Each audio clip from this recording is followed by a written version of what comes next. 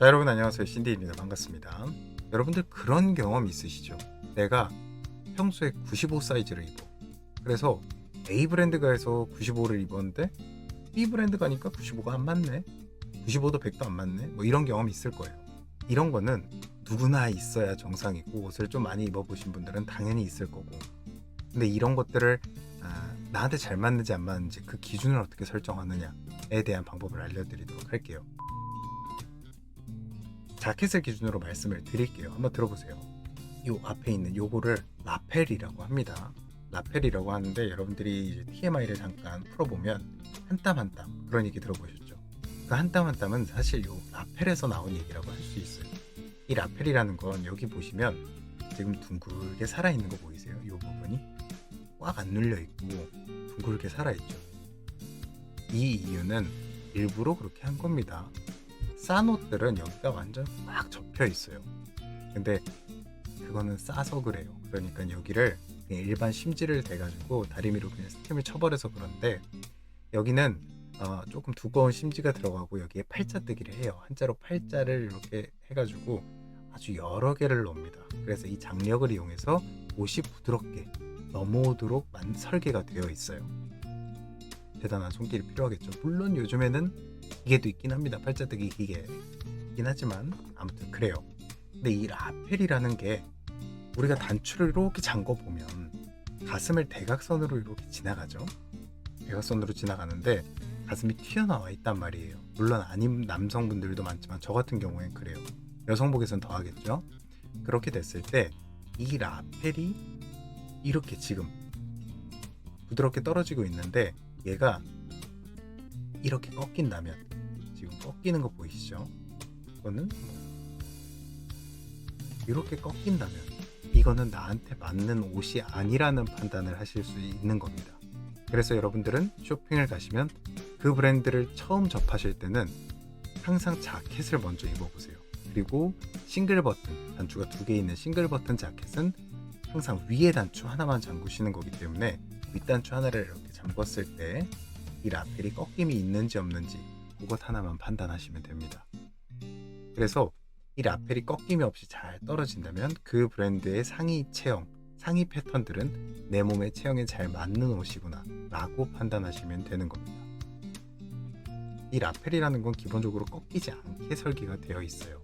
그거에 대한 예시를 말씀드리면 우리가 옷의 설계도 패턴을 뜰 때 이 몸, 신체를 기준으로 하는데 이 몸에서 BP점을 기준으로 내 몸으로 하니까 좀 이상하지만 BP점을 기준으로 다트라는 걸 만들어요. 뭐 가슴의 대흉근의 크기가 어느 정도 되느냐 이런 것도 중요하지만 또 가슴이 어느 정도 튀어나와 있는가 옆에서 봤을 때 어느 정도 튀어나와 있는지 그런 것들을 다 판단을 합니다.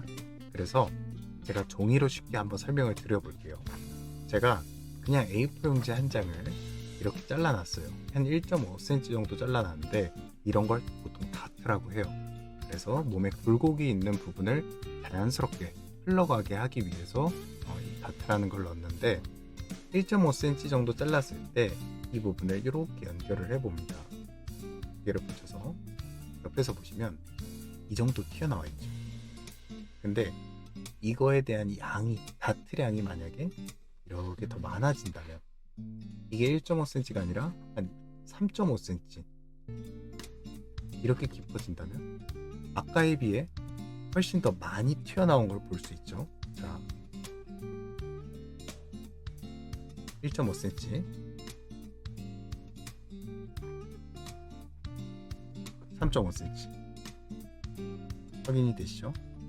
이런 식으로 3.5cm 1.5cm 차이가 많이 나게 됩니다. 많이 접으면 많이 접을수록 많이 튀어나오게 되는 거죠.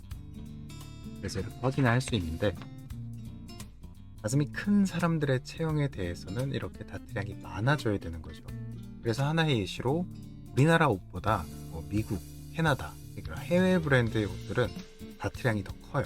그리고 더 깊고 BP점이 우리가 가슴이 크면 BP점이 조금 더 내려가는 현상이 발생되겠죠. 그런 것들 때문에 가슴이 크고 BP점이 좀 더 내려와 있고 이런 식으로 패턴이 달라집니다. 국가별로. 그리고 연예인으로 예시를 말씀드리면 여기 박재범 몸이 있고 뭐 권상우 몸이 있다고 했을 때 이 대흉근의 차이가 나죠. 이거는 뭐 외배엽이냐 내배엽이냐 이런 차이에서도 발생이 되는데, 슬림하고 탄탄한 몸이 있고 이렇게 좀 튀어나오고 강한 탄탄한 몸이 있습니다. 둘 다 너무 좋은 몸이죠. 근데 그렇게 됐을 때 어느 쪽 체형을 우리는 타겟팅으로 할 것이냐, 우리 옷은 어떤 체형이 입었을 때 더 잘 어울리느냐, 그런 것들을 판단하셔야 돼요. 그렇게 판단하셔가지고 더 잘 맞는 몸의 체형에 맞는 다트량을 설정을 하셔야겠죠. 오케이? 그렇게 되는 겁니다.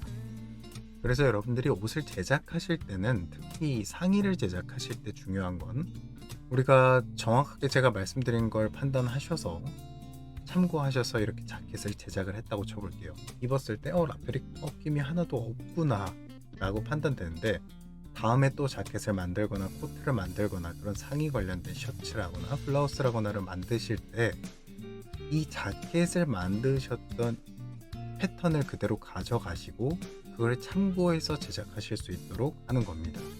이런 체형에 만들어진 옷이기 때문에 이런 체형 분들이 입었을 때 잘 어울릴 거예요.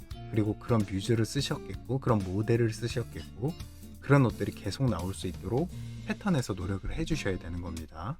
패턴사를 자꾸 바꾸는 것, 패턴실을 자꾸 바꾸는 건 사실 좋지 않아요. 우리 패턴을 계속 관리해 주시는 패턴실로 계속 꾸준히 찾아가시는 게 좋습니다.